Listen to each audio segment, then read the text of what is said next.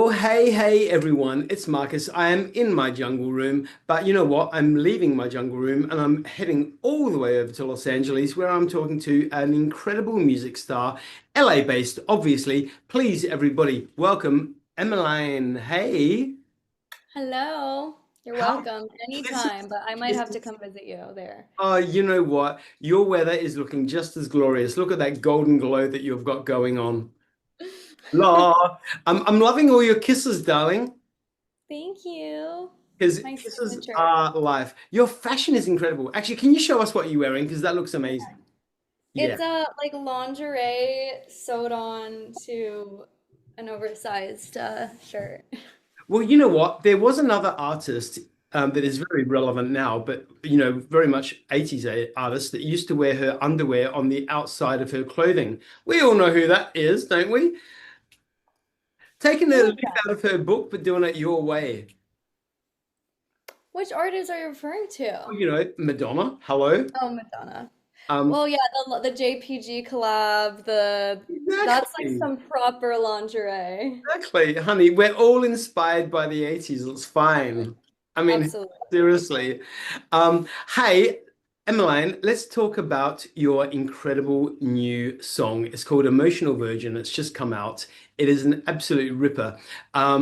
I absolutely, and without, putting it into a category, without having to define it, it should stand alone. But it definitely 100% gives me some Prince vibes, which is good with me. I absolutely hear that too. It wasn't actually something that I like referenced going into it, but it was like after the fact when I was listening it. That I love when like subconsciously some things slip in, but yeah, I will take that and I love that. I'm with it. 1 billion global streams. I mean, that's no mean feat. I mean, you've been doing some kick-ass stuff. Um, you know, 2020, you burst onto the scene, which was pretty much that COVID period. Porn star, Cinderella's Dead, Strut, Venting to Strangers. The hits were just like bang, bang, bang, one after another. The singles that you've put out are just absolutely gangbusting. I've got them in a playlist and I just play them repeatedly when I'm running around watering all my plants now. So here you are. I've created a playlist for you. Um, Hey, so 2020 is when you obviously started in the industry officially. I mean, clearly you've been doing music probably all your life. But let's talk about the early days. What got you into music? Why did you know that this was your industry? I have been writing songs since I was probably like 7 or 8 years old. Um, and it was just like the my I don't know, it was my calling. It always was my calling. I would like perform on the side of the road outside of my mom's house, like selling lemonade. I had bands ever since I could remember, but it's definitely always just been like my way to communicate with the universe and with myself. And yeah, in such an honest way. I think like I took it very seriously when I was a kid. Even conceptually with my songs when I was really young. My mom would always like have me play for her friends at dinner parties, and I remember I would get so much rage when her friends would be like, "Oh, like so cute." I remember just being like, "I'm not cute. Like this is my livelihood. Like this is my career." And I was like an 8-year old, but I had this just like seriousness. Like I knew that this was it. And like I remember the day that I was like, oh, like great, check. I found my passion and it really has never changed. And I am so like I'm very in touch with my inner child. So I definitely feel like very proud of myself and yeah, I'm really happy that I never changed that spirit. I think that for a lot of people it is a matter of time. If you just keep going and keep being exactly who you are, it'll happen. Don't even change a thing because I think your vibe is everything. Can we just talk about your tattoo for a minute? Because I see some organic tattoo happening. See, I My love that. little I feel like we're um separated at birth, Emmeline. I see your plants. I love plants Oh, and nature is everything. Yeah, I just feel like a fairy. I've always felt like I'm a little fairy. And I just want to have like vines wrapped around me. I Um, love it. Yeah, I think that's something that I learned through that 1920. I'm not that old. The 2020 period, obviously, Back in the when the day. whole world went through that situation, I very much returned to nature, and found my love of nature, for my safety and my mental well-being and all that kind of stuff. So yeah, nature means the world to me. Um, Absolutely. Hey, let's stay back in your younger days though. Who were you listening to? Who were inspiring you? Who was motivating you, driving you, all of that? I often mention Alanis Morissette. I learned like all of my like dirty phrases from her. So grateful. Wouldn't have wanted to learn it from anyone else. Um, you know, how blunt she was. I loved A Girl with a Guitar. I honestly loved like Sheryl Crow, like Joan Jett. Like I loved someone who could shred. I started playing guitar when I was like 7. I like begged my mom to put me in lessons, and um yeah, it was like the best tool for me because I could, then create chords around my songs. I listened to the Beatles a lot. Yeah, I mean, I listened to Mariah Carey vocally. I like learned all of my runs from her. I like would slow down the videos and like practice and then speed it up. Like all of my like singing skills, I very much like studied the greats and like copied what they were doing and then made it my own and found my true voice. But yeah, I mean, I definitely think it's like I am Madonna's granddaughter. I love that. Yeah, I love that. for Well, I must be her grandson then. So, and yeah, she just has to deal with it. A couple of fun facts absolutely. for you though.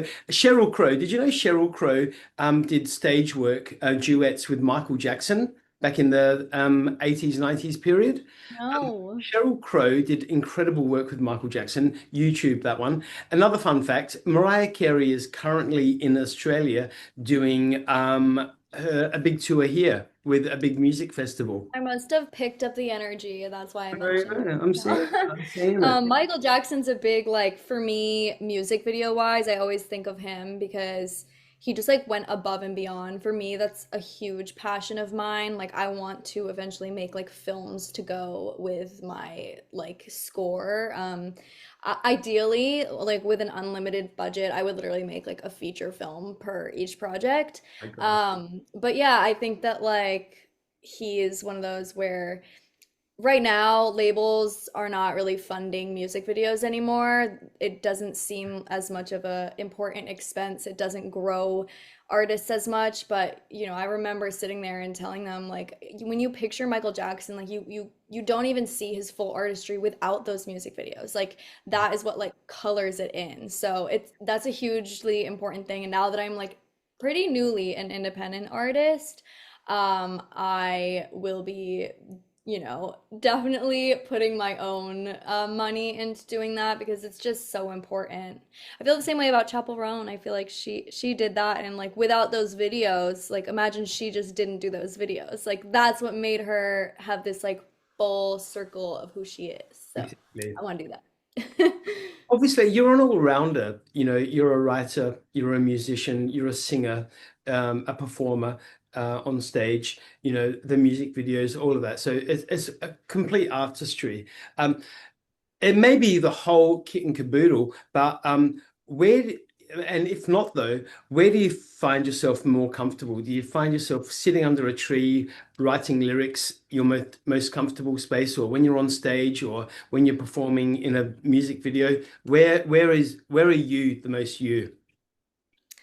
Comfortability wise, I mean, I love nature. I For the music that I'm currently writing, I have gone really inward and I really wanted to connect with like my inner child for that.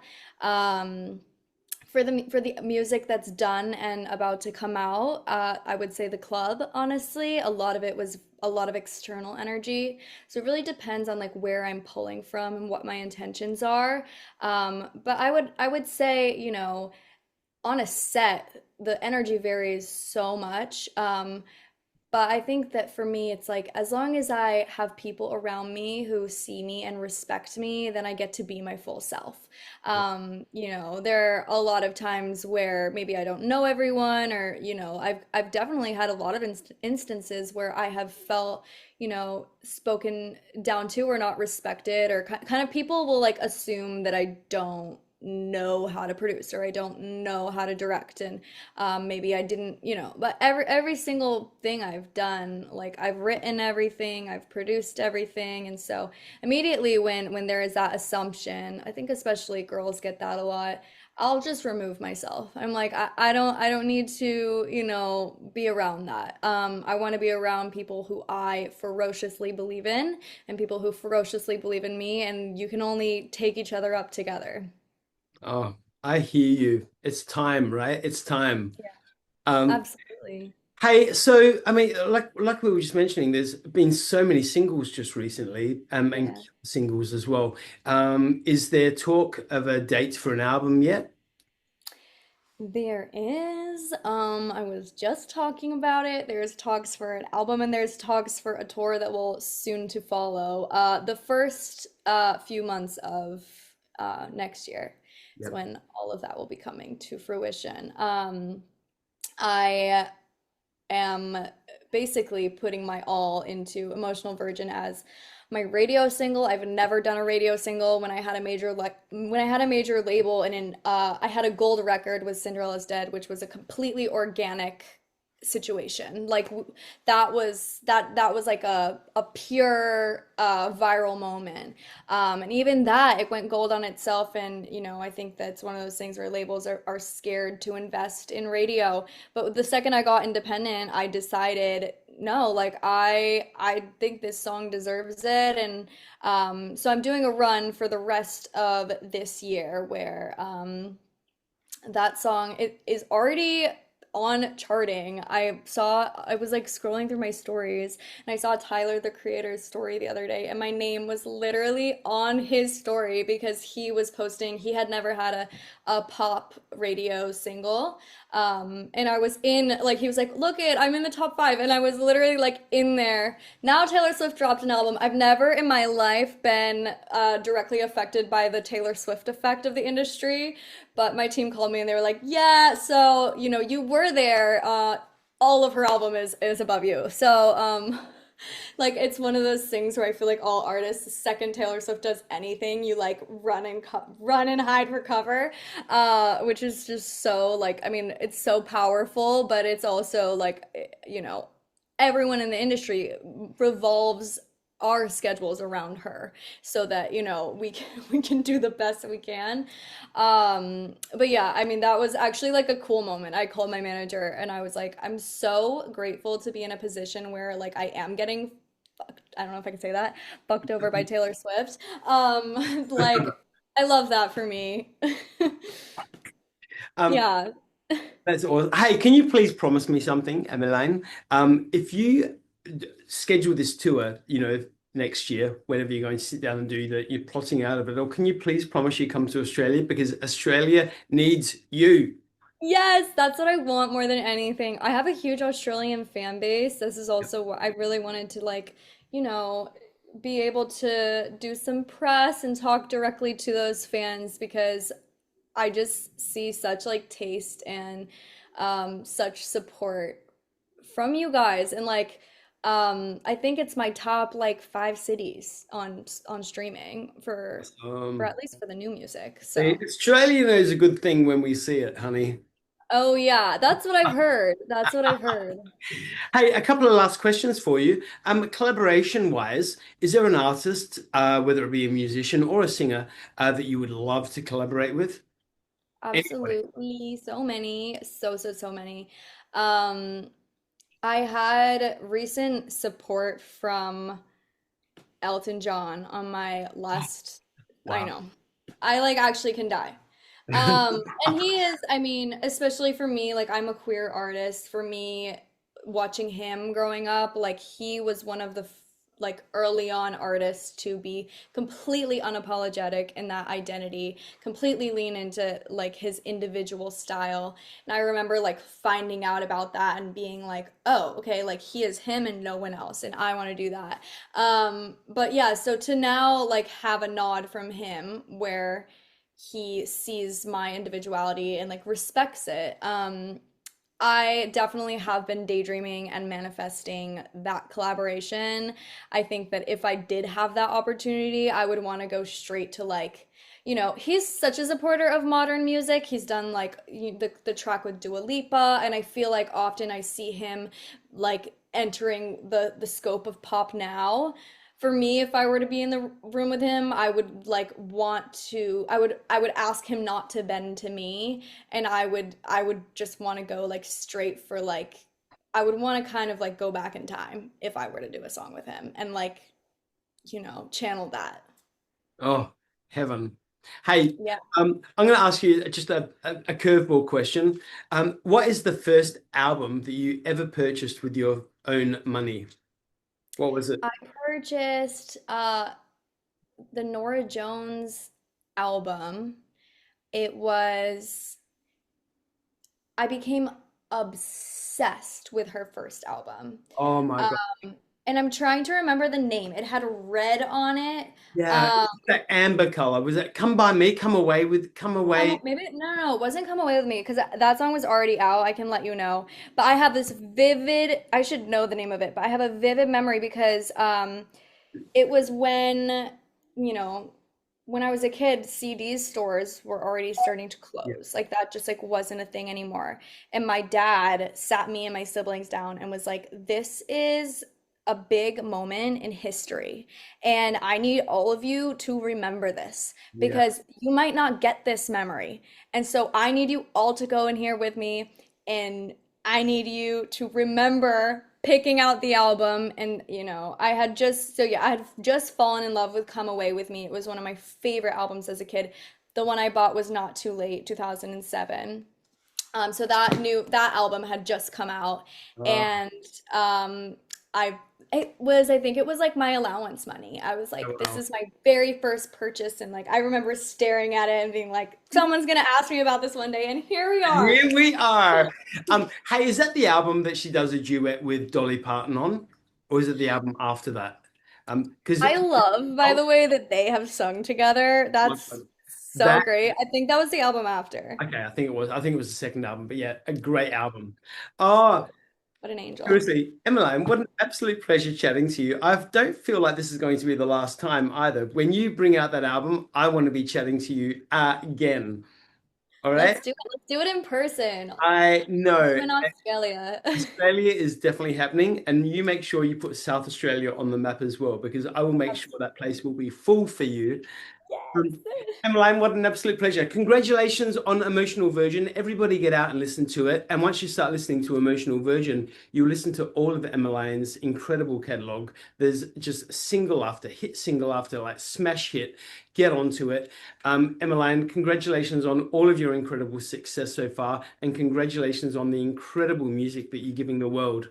Never stop. Thank you, Marcus. It's been a pleasure to meet you and hang out. You're delightful. I'm going to go and get some red lips on my neck now. All You can right. do it yourself, or you Okay. can, Woo.